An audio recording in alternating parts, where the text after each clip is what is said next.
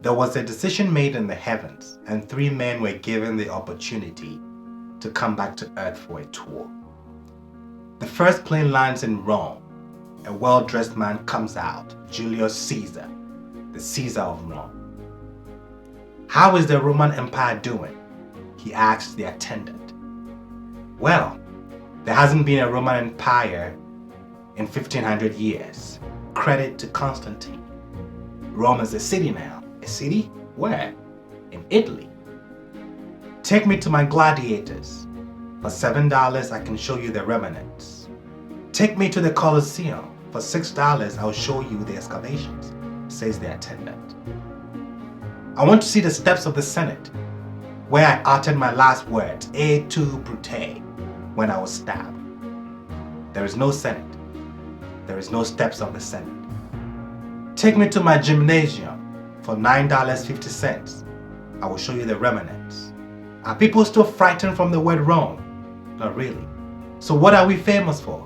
"Pasta and pizza." "Take me to Venice."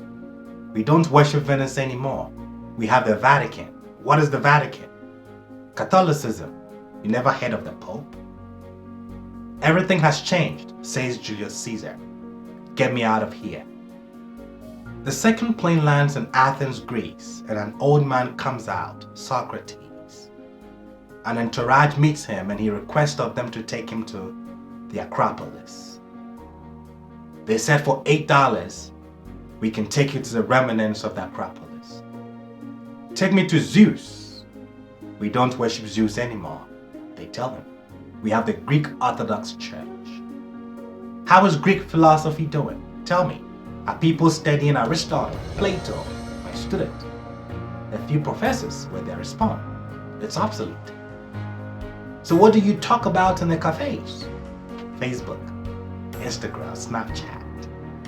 "What about the Greek Empire?" "Well, they are barely a country and we wonder if their economy will ever survive." "You mean when people hear Greece they don't tremble?" "No." "Why don't you speak the language of ancient Greeks anymore?" He asked them. "Get me out of this place. This is not my Athens," says Socrates. The last plane lands in Ben Gurion Airport in Tel Aviv. An old, dark-skinned man comes out, Moshe Rabbeinu, Moses our teacher.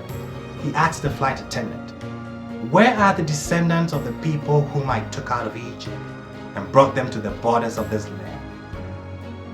Because they did not keep the Torah you gave them, the land vomited them out, like you warned in Leviticus 18:28. Take me where they migrated to."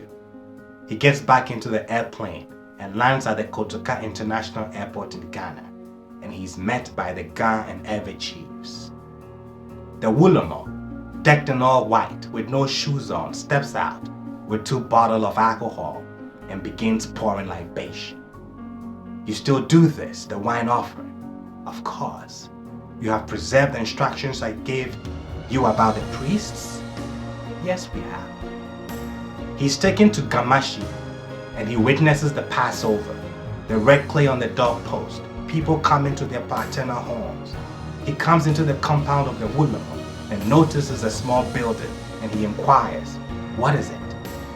"The Bachu, the house of prophecy, where the priest goes in to hear from Matananu, Okuleje, Shiche, Bono, Mahu."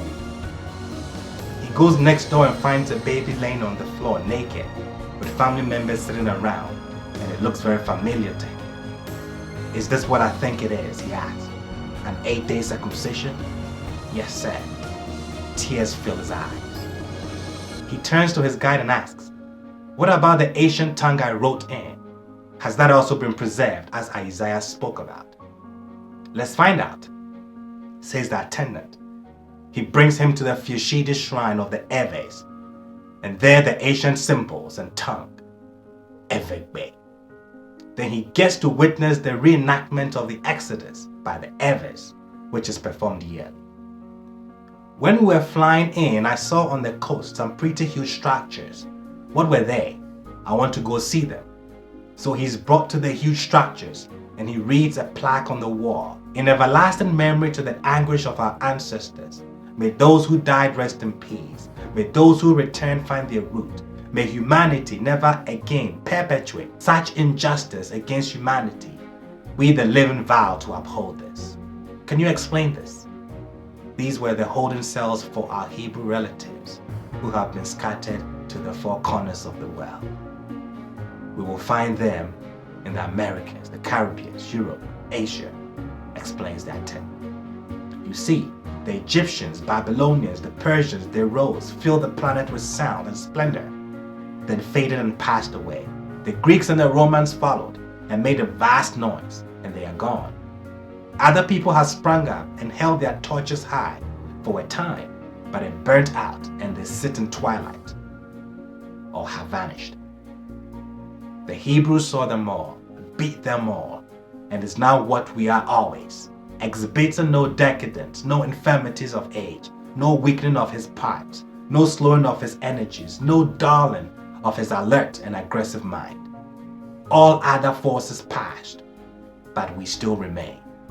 We are the ancient Êυêos, the ancient Hebrews. Tra Omanye Abba.